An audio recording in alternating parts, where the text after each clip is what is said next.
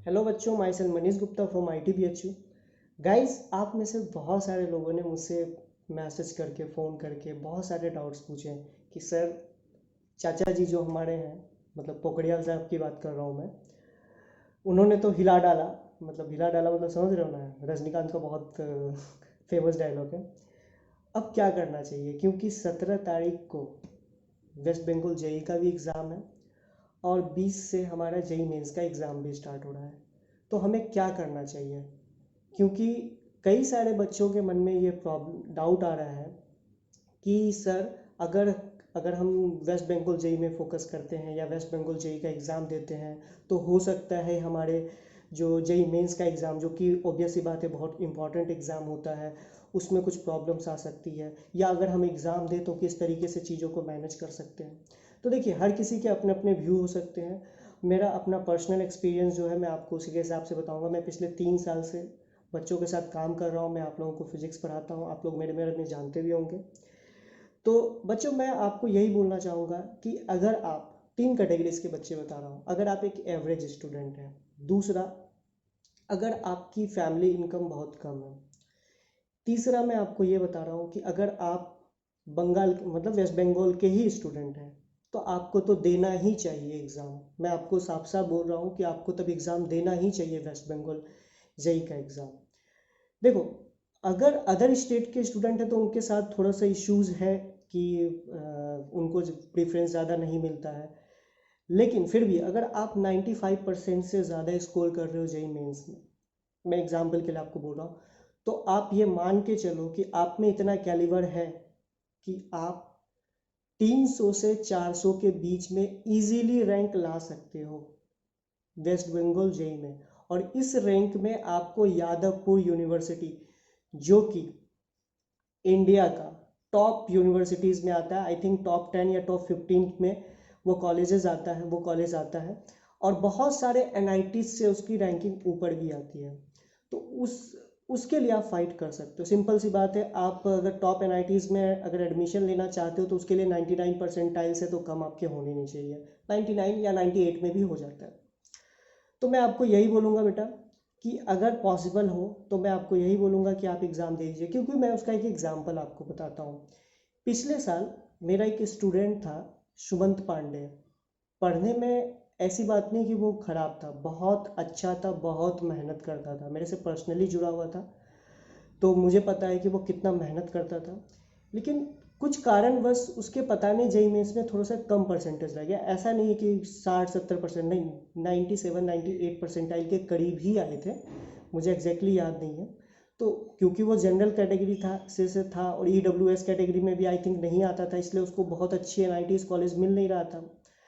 तो मैंने उसको बहुत पहले, जब हम लोगों ने उनको मतलब WBJE का फॉर्म फिल करा रखा था, तो उसके थ्रू आज वो यादवपुर यूनिवर्सिटी में मैकेनिकल इंजीनियरिंग में पढ़ रहा है। तो देखो, आपके पास कुछ ना कुछ ऑप्शंस तो होने चाहिए, मैं आपको यही बोलूँगा। एक उसमें से कोई कई लोग यूपी की जो भी इंजीनियरिंग कॉलेजेस हैं उनके लिए यूपी के गवर्नमेंट कॉलेजेस के लिए अलग से एग्ज़ाम का फॉर्म आता है, वो आप भर सकते हो।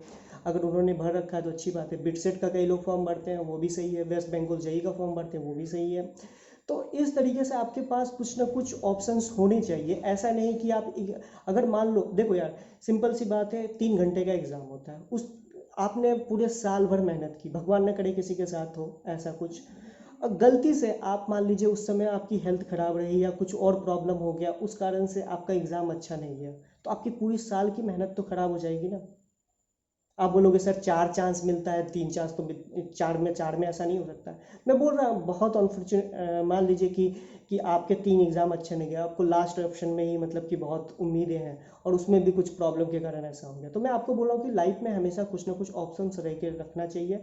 और क्योंकि यहाँ से आपका करियर डिसाइड होगा, आपने इतनी मेहनत की है, तो मैं आपको यही बोलूँगा कि आप अगर आपने WBJE का फॉर्म भर रखा है तो सिंपल सी बात है, आपको एग्ज़ाम देना चाहिए। इसके अलावा मैं एक बात और आपको बोलना चाहता हूँ। देखो, ऐसा नहीं है कि WBJE के लिए आपको अलग से प्रिपरेशन करनी पड़ेगी। आप भी जानते हो कि जो सिलेबस जेई मेंस में आ रहा है, वही सेम सिलेबस आपका किस पे है, आपका WBJE का है। आप मेंस की तैयारी करो।